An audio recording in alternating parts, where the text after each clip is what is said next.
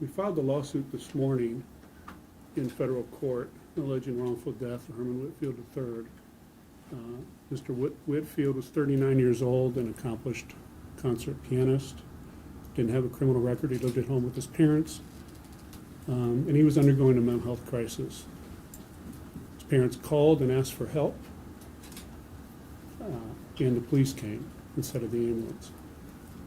Mr. Whitfield asked where the ambulance was, and he didn't get a response. The police asked if everybody was okay. Mrs. Whitfield said they were, but their son needed help.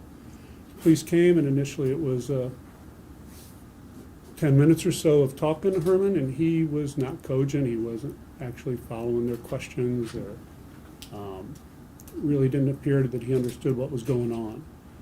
He was naked, he was sitting on his bed, and he got up from his bed, went into the hallway, into the kitchen, and into the dining room, and when he got to the dining room, one of the officers had been in the dining room with his taser pointed towards the dining room door that entered from the kitchen, and when Herman entered that room, he tased him, deployed it twice. Herman fell to the ground yelling, "Fire, fire," from the 50,000 volts of electricity pulsing through his body.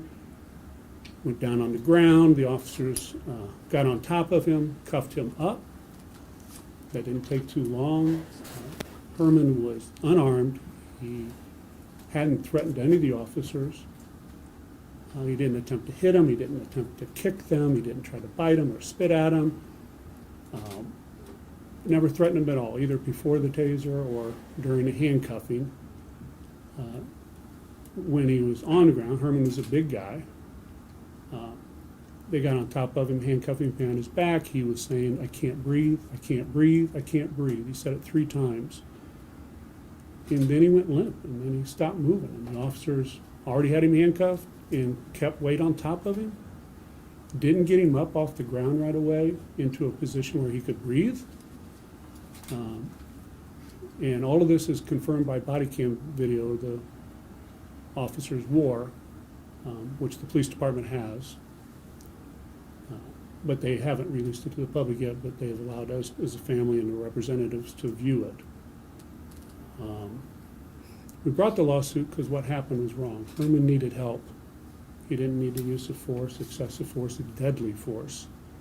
He needed to get mental health help. He didn't need the police to intervene like they did. There was no reason for the taser, inconsistent with their training and policy and practice, to use it against a non-resisting, unarmed, non-threatening person in that situation.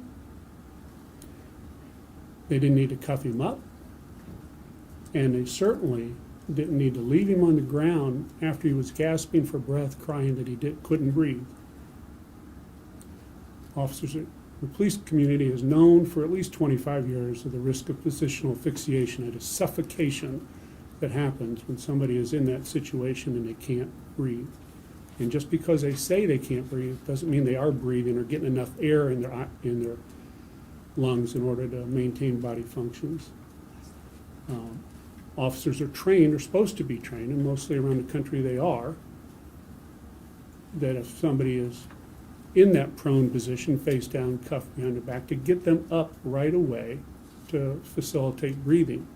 When we viewed the videotapes, the department confirmed, because there were representatives there with me, that one, yes, they heard him on the video saying clearly, "I can't breathe," at least 3 times. And when they were there on the ground with Herman with weight on top of him, I said, aren't they trained to get him up right away to facilitate breathing? And they acknowledged that they were.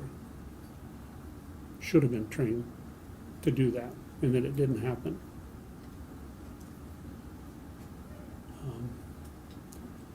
We brought this lawsuit, the Whitfields brought this lawsuit, because what happened to their son wasn't right. He shouldn't have died. They should have got him help. They tried to get him help. They were in their own home. Instead, the officers killed their son. And it's not right. And we hope through this lawsuit that we will incentivize the police department to make sure these officers are trained that way, to make sure that they have policies that require them not to use this kind of force, and if they have somebody down in a prone position, to get them up right away so that they can breathe, so that they don't die. This is a phenomenon that's known across the country. I sent some of you the New York Times article of a few years ago documenting, I think, 70 different cases of I can't breathe across the country. It happened in Minnesota with George Floyd. It happened in New York and around the country. It shouldn't have happened here, and it did, and it's wrong. And we're disappointed that the police department put out a narrative about this incident, what happened to Herman, saying that he made a quick movement towards the officer, and that's why they had to shoot him with the taser, and totally leave out, which didn't happen, and totally leave out the fact that he was gasping for breath, crying, "I can't breathe," and totally leave out that the officers violated what they acknowledge as their training to get somebody up right away to facilitate breathing. Now, this happened in the early morning hours. The city of Indianapolis says it has a trained crisis response team to handle these sorts of circumstances, but it just wasn't available because they only work 8 to 6 during the day. Well, they need to work around the clock because people need those kind of services around the clock. The Whitfields needed those kind of services, and we as a community, because the police department is our responsibility as a community, ought to make sure that we provide for the needs of those most vulnerable in our society, people that are helpless and need our assistance. We need to treat those people humanely, civilized fashion, and not meet them just with force.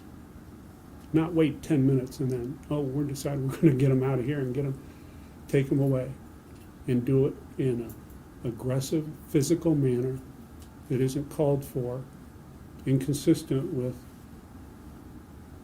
what we know are modern-day police tactics, and in a way that injures people unnecessarily, and in some instances, like that unfortunate morning, ends in a death that didn't need to happen. So we're here to announce the filing of that lawsuit and tell you what it's about. Before we take questions, Israel, do you have anything you want to add? The only thing that I'd like to add is that IMPD, when we first met with IMPD, Detective Duke at the hospital the early morning of Herman's death, promised us transparency. And I've been in contact with one of the deputy chiefs throughout this process. And while they have provided us and allowed us to see the videos and listen to 911 calls, we question whether in fact transparency is occurring. What I mean by that is that we believe that IMPD should release the actual raw videos and not a compilation of the videos that, as I understand, has been prepared called the critical incident videos. We think the public has a right to know what has happened to Herman. And again, the purpose and our main drive for filing suit, for the Whitfields filing suit, is because we want to see the system, we want to see IMPD change its protocol and make help available for individuals who are suffering for mental illness 24 hours a day and not just part of the day. Because we strongly believe that had the correct response when the Whitfields asked for an ambulance, when the Whitfields asked for assistance, for help for their son, the correct response was to send a mental health team. If that had been done, we would not be here today. And so we're asking for, again, IMPD, we're asking for the coroner's office to be transparent and to give us and give the media the information that's been requested. Thank you. Mrs. Whitfield, do you want to say anything? or- Move the mics. Sure thing. I'll up just a second one. Herman, would you like to say anything, Mr. Whitfield? Well, I just wanted to say, we just called for help for Herman during this mental crisis, and he wound up dead. We called the first responders, who are the people you depend on in these situations, and they let us down drastically. Really, let us down drastically. That's all I have to say.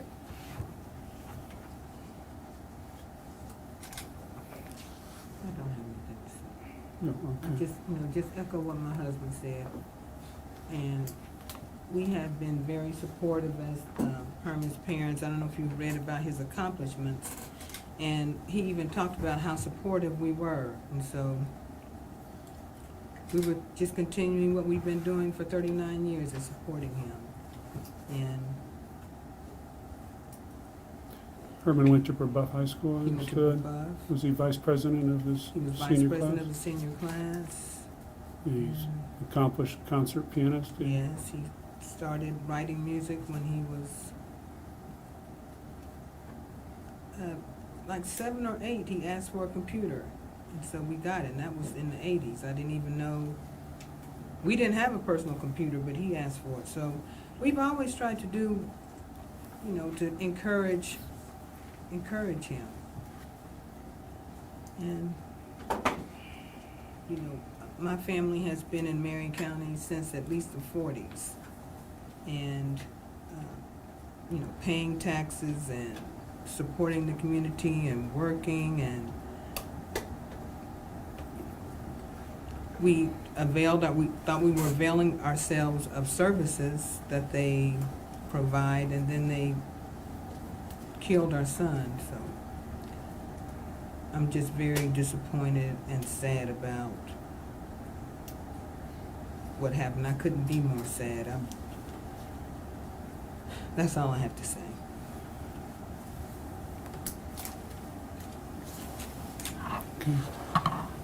Gladys or Herman, would either one of you give us some sense of what your son's mental health struggles were? Is this something that he had dealt with for years, and what you were actually dealing with that night? I really don't have anything to say about Herman's health at this point. The complaint sets out sufficient information to to form a basis for our action. This really doesn't have anything to do with what occurred in the past. It's what occurred that night. And I would also say, even if there wasn't a mental health crisis, for anybody, I just don't think the force was justified in the circumstances. Was he on any kind of medication? I have nothing to say about Herman's mental health or his health in general, because that's private. And as I said, the complaint sets out sufficient facts for the complaint, or the cause of action. You had called for an ambulance. Were you hoping to have him taken to the hospital or prescribed some medication? Well, we wanted him to be taken to the hospital. That's what my husband said when they arrived, was an ambulance. Mm-hmm. He just, from what I understand, he just didn't seem to be cogent at the time. He wasn't really responding to when you were talking to him in any kind of logical manner. Right. And just seemed to be a bit, as you say, out of it. He wasn't combative, he wasn't violent. He was just needing some intervention to find out what was going on with him and to get him some help. Can either of you speak to what you witnessed in the home when the police came? Or were you in some other part of the house where you weren't able to witness this? Or what was your perspective? What did you see? Again, I think that the complaint lays out sufficient information that's based upon the videos that we viewed, and also may include some of our own personal observation. At this point, I'm not sure what all is in the complaint, but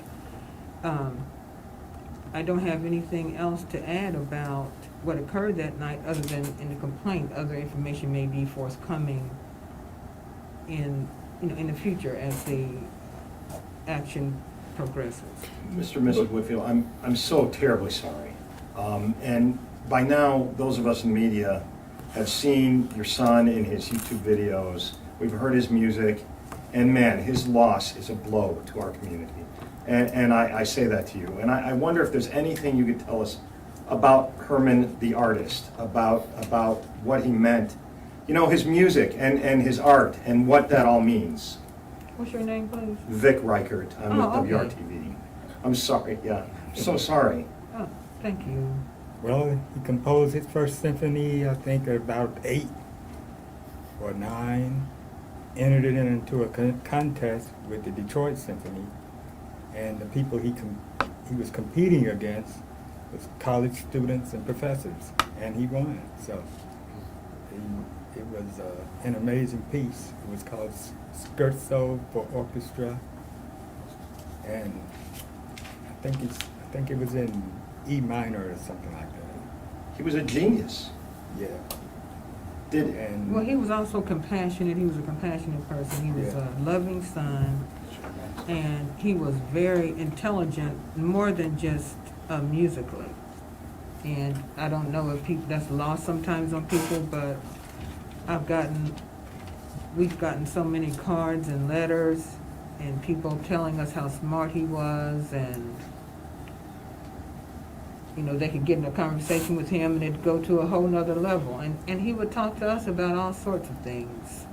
He enlightened us. He talked to us about music, the history of music, how it intersected with politics, because he also had a degree in political science. So,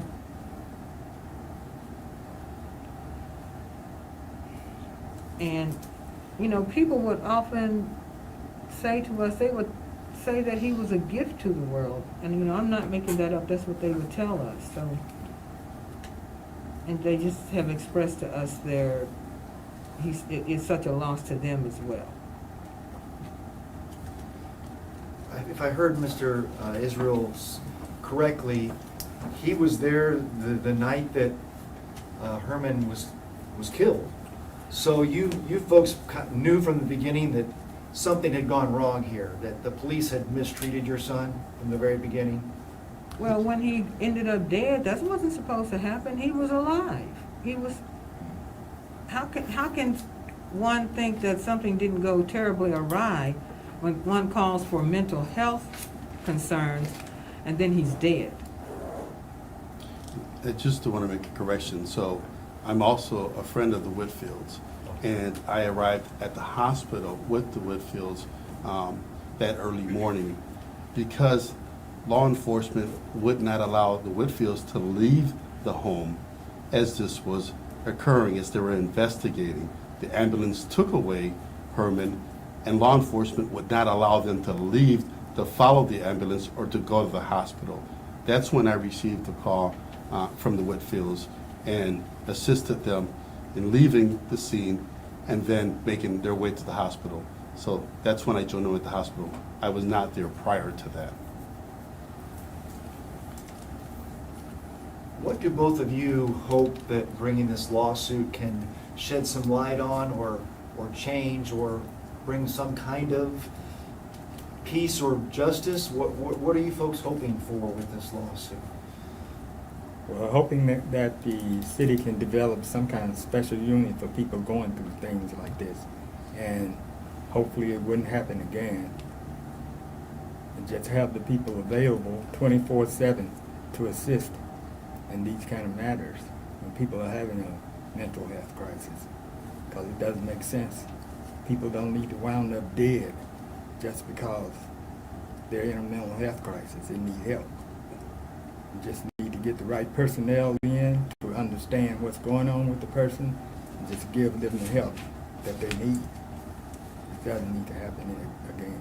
Sometimes that takes time, sometimes that takes talking, sometimes that,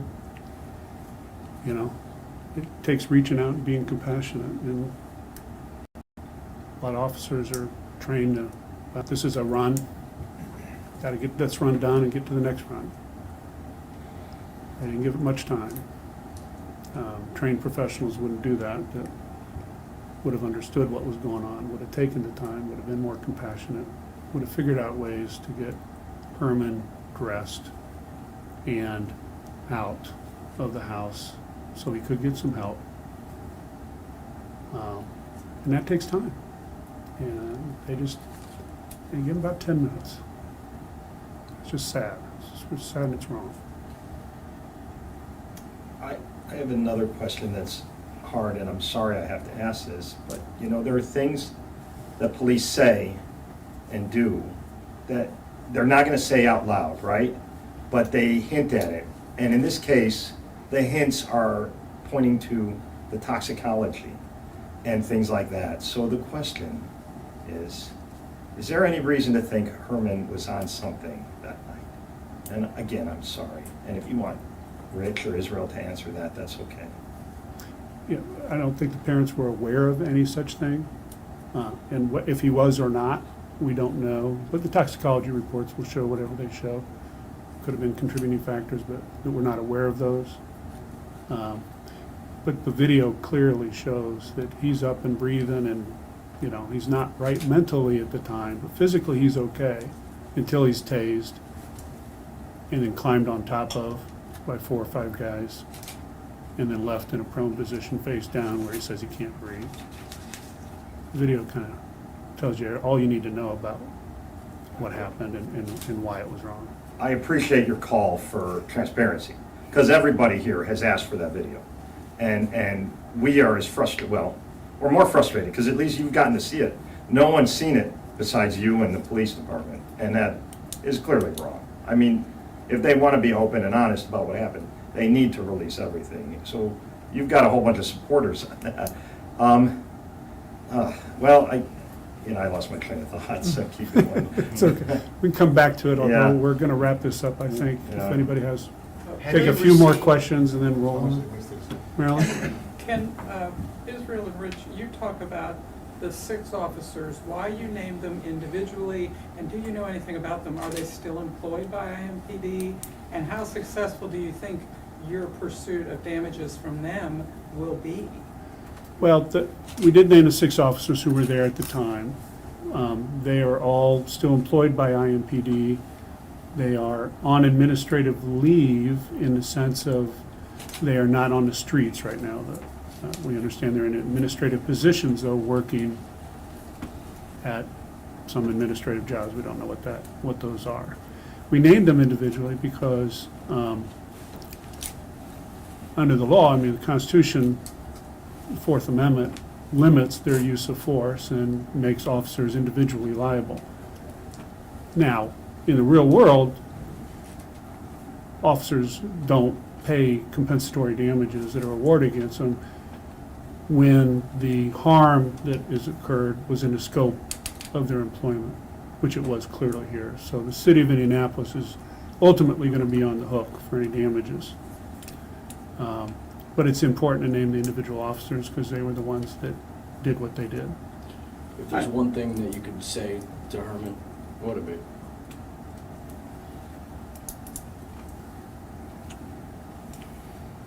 be? We love you. We love him. We love him. We love him. Listen. We do have his music to listen to, though.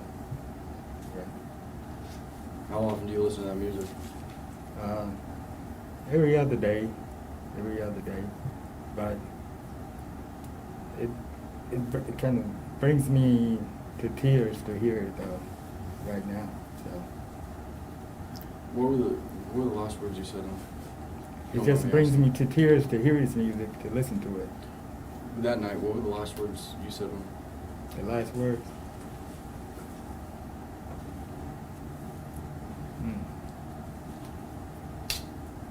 I asked him, was he all right? I said, are you all right? But I didn't get a response.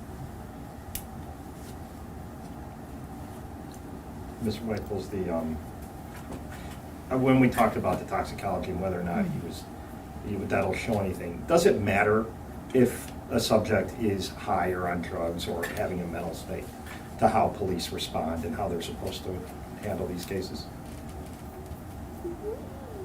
Well, if it affects somebody's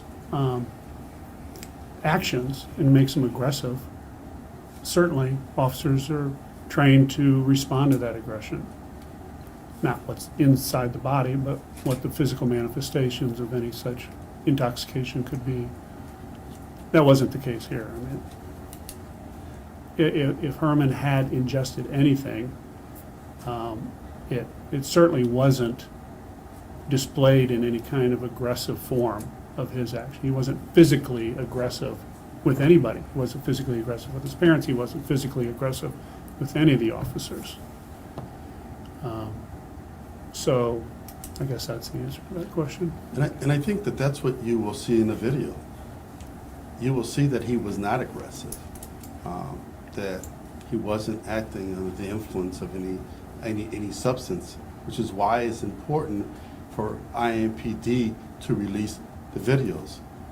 You will see for yourself, because IMPD put out multiple narratives, press releases telling their narrative. But I think once you see those videos, you're going to see that those narratives are factually incorrect. With those videos, like those transparency, obviously you've seen those. And what conversations have had IMPD with you?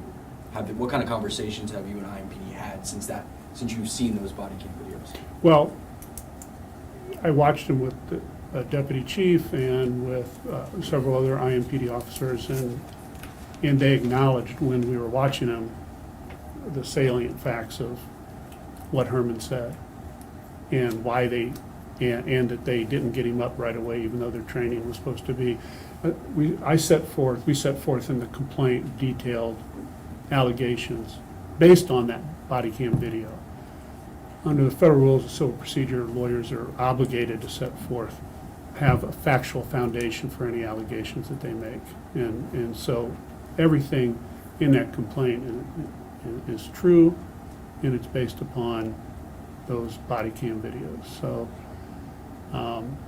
that's what happened. And those facts about not having any kind of aggression from Herman before they shot him with the taser, and him crying out, "I can't breathe," 3 times, and them not getting him up off the ground. Those are all facts that the police department totally left out of their reports, initial reports about what happened. And that's disappointing. It's really disappointing. It's not shocking.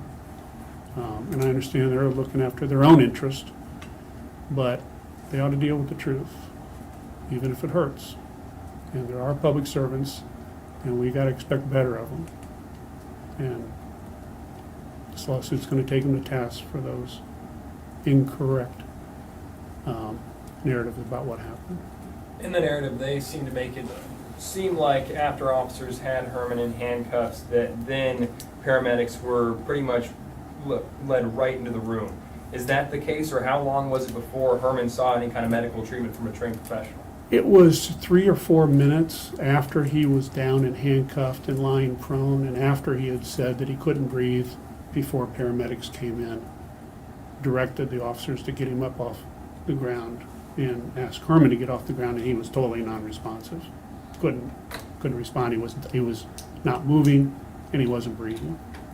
And the paramedics, you can see this in the video, went right into quick action trying to revive him with CPR, and they never were able to. Any idea when the paramedics got on scene? Were they on standby? I think the ambulance had come, and we're waiting at some point. We don't know exactly when they came, but they were waiting. they got him, and they were in within 3 or 4 minutes after Herman had stopped moving and was handcuffed and still down on the ground. And so, just to clarify, none of the IMPD officers assisted in any medical assistance during that 3 to 4 minutes? No, not at all. None performing No. CPR? No. Okay. Mr. Webbles, can you describe, there's that moment before the taser was fired that police say was some kind of aggressive act. What did you see in the tape when that taser was fired? I see, well, and there's 6 different body cam videos, so you see a little bit different from each perspective.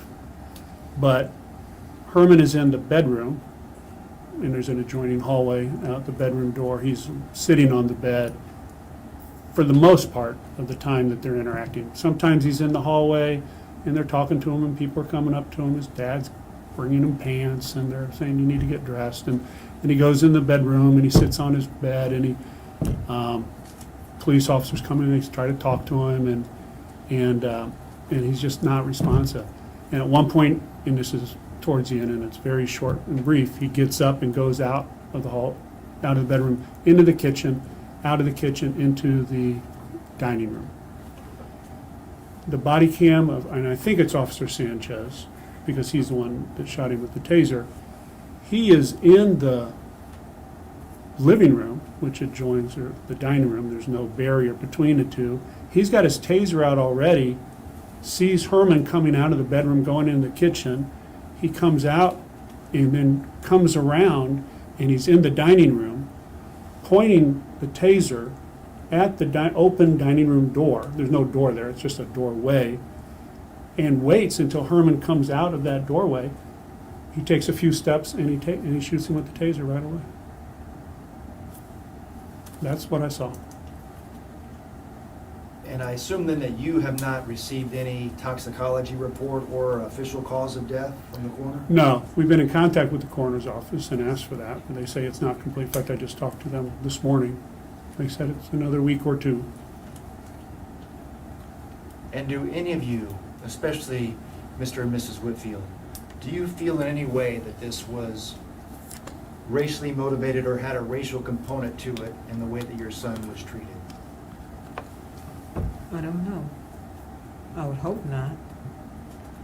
I don't know either. You just never know what's in a person's heart, so. I don't